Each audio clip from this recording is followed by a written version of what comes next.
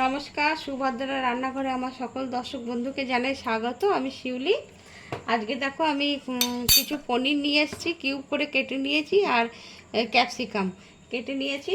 আর এখানে একটু ময়দা দিলাম 2 চামচ মতো, আর 2 চামচ মতো তোমার কর্নফ্লাওয়ার দিলাম। দিয়ে একটা ব্যাটার বানাবো।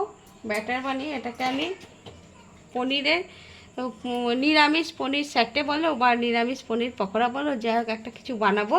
তোমরা আমার সাথে থাকো। আমি এর মধ্যে কি কি দিচ্ছি সেগুলো তোমরা দেখো। আমি স্বাদ মতো লবণ দিলাম, আর স্বাদ মতো 2-4টে চিনির দানা দিয়ে দিলাম।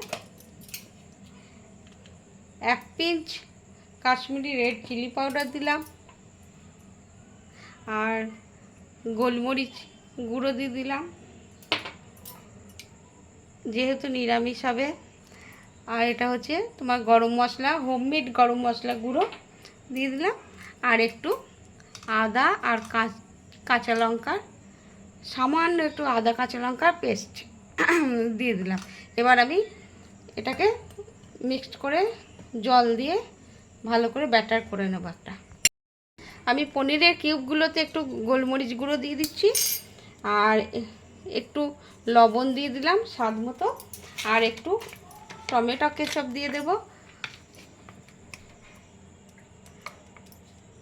যাতে একটু টেস্টটা আসে, কারণ পনিরের তো নিজস্ব কোনো স্বাদ নেই।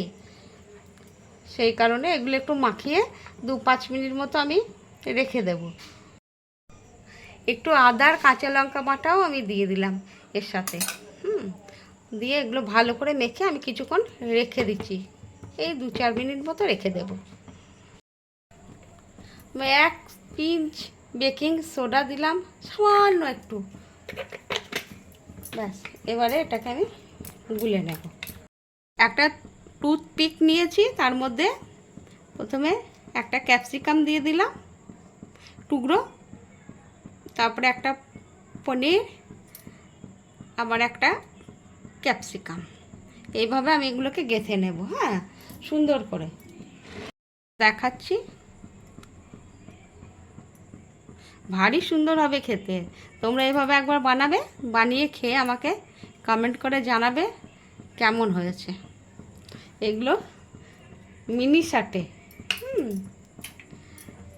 এবার আমি দেখো কড়াতে তেল দিয়ে দিয়েছি। এবার আমি এগুলোকে এরকমভাবে চুবিয়ে নেব, দিয়ে তেলের মধ্যে আমি ছেড়ে দেব।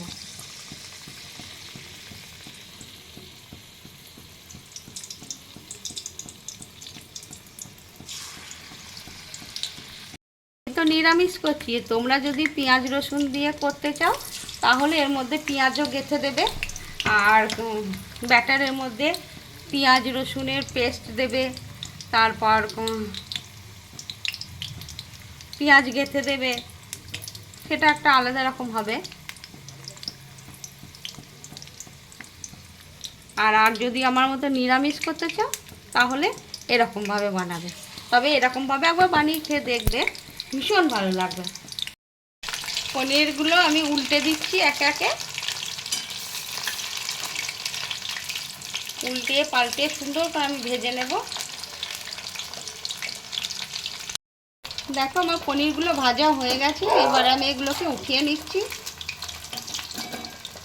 দেখেছো, ভারী সুন্দর হয়েছে কিন্তু, আর দারুণ সুন্দর একটা সুগন্ধ বেরোচ্ছে।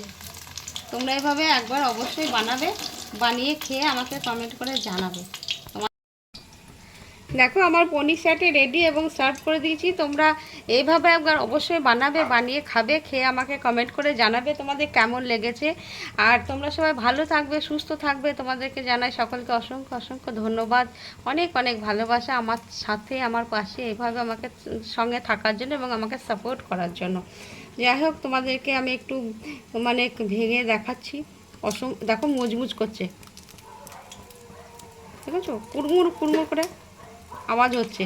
অসম্ভব সুন্দর হয়েছে, তোমাদেরকে আমি বলে বোঝাতে পারবো না। যাই হোক, তোমরা এইভাবে একবার বানাবে, বানিয়ে খাবে, খেয়ে আমাকে বলবে অবশ্যই। আর তোমরা সবাই সাথে থেকো। তাহলে আজকের মতো রাখছি, টাটা।